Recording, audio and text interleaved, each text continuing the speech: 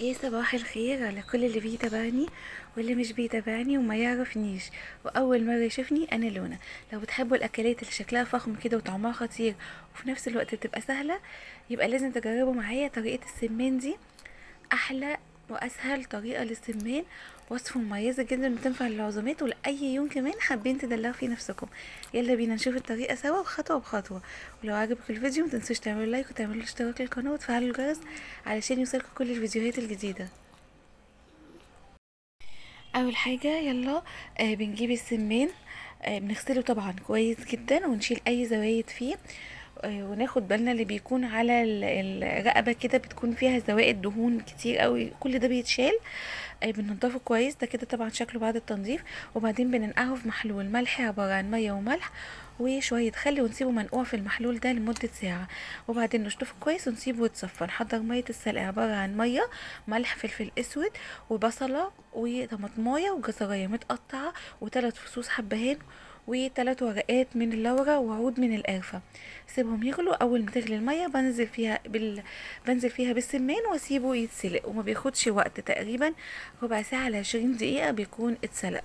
وبعدين احضر بقى الخلطة بتاعتي اللي هحشي بيها عقبال ما يكون هو اتسلق. معايا هنا بصلتين كبار مبشورين، عليهم معلقة صغيرة توم باودر، ومعلقة صغيرة بصل باودر، وملح، وفلفل اسود.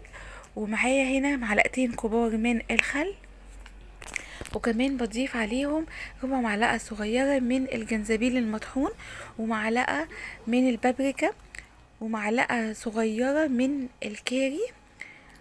حطوا معايا نفس التوابل بالظبط، هيطلع معاكم يعني حشوة تجنن. وكمان نص معلقة صغيرة من السبع بهارات.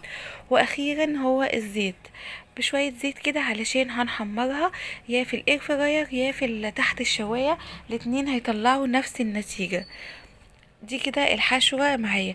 باخد بقى كمان بيبقى فيه الكبد والقوانص، بتقطعيها بعد ما تتسلق وتقومي حطوها في الخلطة بتاعة البصل دي وتقلبيهم سوا ميكس كده. وبعدين بتحشي بيهم السمان.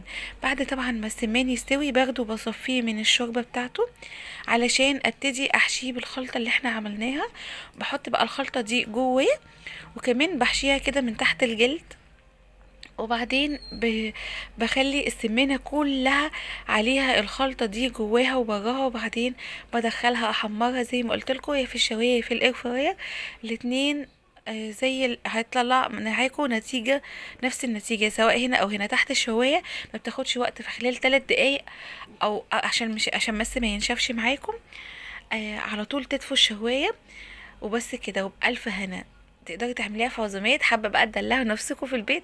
الاكله دي سهله وبسيطه بس حلوه قوي، فخامه مفيش بعد كده. وبألف هنا وشفا.